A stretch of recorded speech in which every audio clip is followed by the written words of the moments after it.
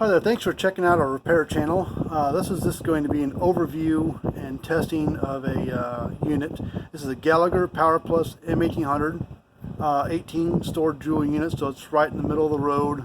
Probably outputs like 14, 15 joules, probably 12 joules, somewhere in that range. So it's a middle of the road unit, upper middle of the road. It's not little dinky things, not a great big monster unit, but it still packs quite a punch. It's an overall good quality unit. These do come in for repair from time to time. We repair handfuls of them a year. We can rebuild the boards in these typically versus replacing the board. About 70% of the time that's the case, and that's what we did to this one. This one had just had a handful of bad stuff in it and everything, but and transformer was bad as well. But capacitors were all good. Capacitors in these things hardly ever go bad. I don't know if lightning got a hold of this thing or what happened, but it was pretty beat up on the inside. Not terrible, but it was definitely seen better days. It is physically a 2008 model is when it was built, so it's 11 years old, and it had the original board, original transformer, original capacitors, but now I've had to repair the board and replace the transformer. So the transformer was 11 years old and it was no good and deteriorated, so we replaced that, rebuilt the board, and tested all the capacitors, and like I said, they were all still good. So good quality unit. I mean, they do go bad. Things happen to things all the time, but being 11 years old roughly from when it was built, that's a pretty good stretch before ever having any kind of repairs I could tell that had been done. It had, like I said, it had the original stamping on the board, original transformer, and all the original capacitors in it. But all right, we'll get into this unit here. As we're getting into this thing and talking about it and how it works and stuff and testing it and everything, if you want to go to our website, you're welcome to. There's a link down in the description, but it's fencerfixer.com. Fencer and Fixer both spelled with an F as in Frank. And we do give free quotes, and we give 18-month warranties and everything that we work on repair-wise, and that does include lightning damage as part of our warranty. We work on all brands, all ages. We work on a lot of Gallagher, but we work on the PowerMax, SpeedRite, and Power Wizard, and Zariba, and name if it's out there now, we've worked on them. If it's out there 35 plus years ago, we've worked on those too. So we work on a lot of different units. But we'd be happy to help you troubleshoot and ask us questions.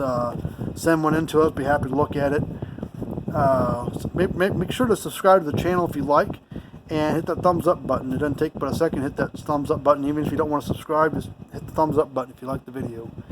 Alright, so this is very basic unit, how it works. Has a little power light, tells you, hey, the power's on. It's a little neon bulb, and has a red neon bulb that flashes here. People say, oh, it's an LED you burned out. Those aren't LEDs, these are neon bulbs. LEDs are totally different things, so it's not an LED. But this light up here will sometimes burn out. There's a little green light there. It's just a neon. It burns out every once in a while. It's cosmetic. If this light goes out up top, you can barely see it, but this light's flashing, the power's on. This green light's just a dummy light telling you the power's on, but they do burn out. It has nothing to do with the unit working or not working, but it's nice to tell you that, hey, it is working, it is on, that sort of thing.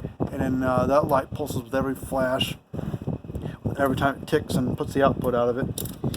So alright, so let's hook up a fence tester to this. Turn off real quick.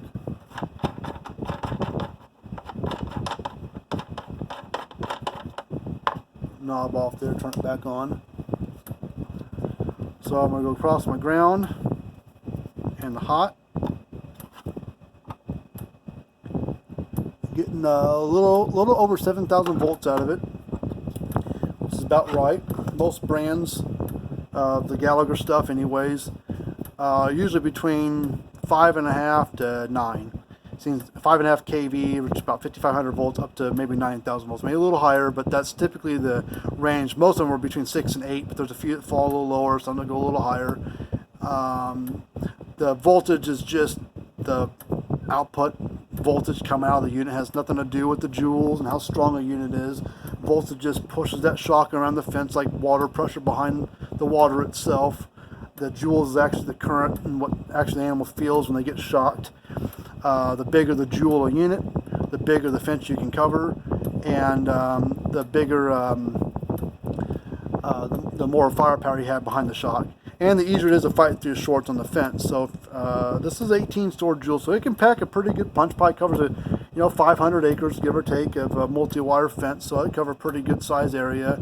On 18 joules, you probably want to have at least 4 or 5 ground rods in it. If it's a drier, rocky situation, more ground rods probably going to be needed.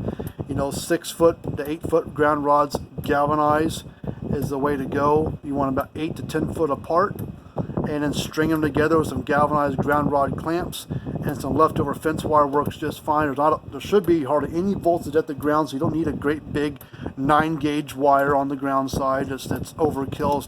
It's actually kind of ridiculous, but you don't need that big of a gauge of wire on it. You can get by leftover fence wire. There's not hardly any voltage, any current, so you don't need a big gauge wire. And the reason why most brands, at least the good brands anyway, recommend galvanized over copper rods is copper get in the ground, get it in there for a while, the copper will tarnish and corrode and deteriorate, and then all of a sudden your grounding system is crap and it doesn't work right for the unit. The unit doesn't put out what it should, and then you're like, why are my animals getting out? Why is my charger not putting out what it could? Well, your ground system has a lot to do with that. If the ground's not good, the unit will leak voltage to the ground side versus the fence side. Instead of putting out 7,000 volts, it might only be putting out 4,500 volts, and then you got a loss down underground somewhere. And so go with galvanized ground rods. Copper works good at the beginning, but you get some time behind it. You get a year or so, give or take. Especially if you get a lot of moisture in the ground or stuff like that. The copper just tarnishes and corrodes and everything else. You can clean the top. So you have 6 foot rod in the ground. You put in the ground 5.5 foot, and you got 6 inches sticking out of the ground. That can get some tarnish on there. You can clean it, but then what about the 5 foot that's sticking down in the dirt? That, 4 a foot of it can be covered in that green tarnish of some sort, and it's just inhibiting the grounding effect of the charger. So, and if you use galvanized rods, got to use galvanized clamps, and steel, aluminum wire works fine. Don't use copper clamps with galvanized rods or galvanized steel wire, aluminum wire. Those metals, especially copper mixed with those other ones, copper will naturally corrode those connections. It's just electrolysis, they call it, just the chemistry between the two metals. And if you get a lot of moisture from snow and rain and just moisture in the ground, that accelerates it, speeds the process up. So galvanized rods, galvanized clamps, and leftover fence wire works just fine. And wire going to the ground rods or feeding or tying the ground rods together does not have to be insulated, because if you got 4 rods running across here and you got a wire jumping from each one, the dirt's right here, so it doesn't matter if the wire between them is insulated or not. If it's laying on the ground, ground's ground. It's all electrically the same spot, so it doesn't matter. But let's do one more test for you on this. We're just going to do like a spark jump on it. We're going to go from the hot side to the ground side. The ground side to the hot side won't really matter. We'll see what kind of spark this thing jumps.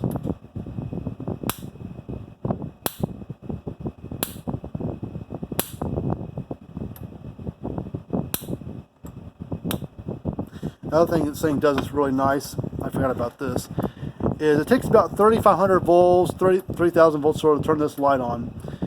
If it's below that, because the fence gets dogged down, then this light will go out. So if you walk by and the lights are both, at least this bottom light's flashing, the green light, if it's burned out, won't flash or light up. But this red light's flashing, typically you're good. But if you walk by, all of a sudden you hear the unit clicking, but the red light's not flashing, I get a dead short across this thing, and the red light goes out. As soon as you fix your problem, light goes back to flashing. So if you're not sure if the unit itself's got a problem or if it's the fence itself, before you start chasing the fence, just unplug your charger, to shut it off, unhook your fence and ground, and plug it back in. If the light goes to flashing, typically means you got a problem with your fence. But if the light still won't flash, still want to put a fence tester across here, so if you get 6, 7, 8,000 volts out of it. If you do, then the charger itself is fine, and that means you've got a short on your fence somewhere. So these are pretty good little units. Well, not little, but pretty good units. So if you've got one, or you know someone that does, if you want us to work on it, be happy to take a look at it. We give free quotes on anything that comes into us for repair. 18-month warranties on all the repairs that we do on a unit. And lightning damage is part of our warranty, so we're not super strict in time frame, but as long as you're pretty close, give or take, we'll usually help you out and take care of the unit, as long as it's nothing new that went bad. But we go through these things with a fine-tooth comb, make sure that they're running right. We put a load on them, we stress test them, we let them run for a while, the pretty heavy load, make sure that the parts are all holding up. So nothing really leaves here not working right. So if we do a repair for somebody, we treat it like our own. It's like taking a car to a mechanic. You don't want to take the car over there and does a half-assed job and doesn't do it quite right. And oh yeah, it's working, and then like a month later or 2 weeks later or 3 days later, the thing quits on you for whatever reason. We treat them like our own. That way, if it was mine, I don't want to spend money fixing it and the thing doesn't work right. So you do use electric fence here at our place, but nothing near this size. This is made for a lot bigger area than what we deal with. We use a 8 joule or smaller on our area. But we'd be happy to help you out with repairs. Remember to like the video and subscribe to the channel. And go to our website. It's fencerfixer.com. Fencer and Fixer spelled with F as in Frank. And link down in the description. Just click on that, take you right to our website. And you can email us. Our address is all on there as well. But until we've done another video of how to work on one, or how one works, or the features of one, we will see you guys later.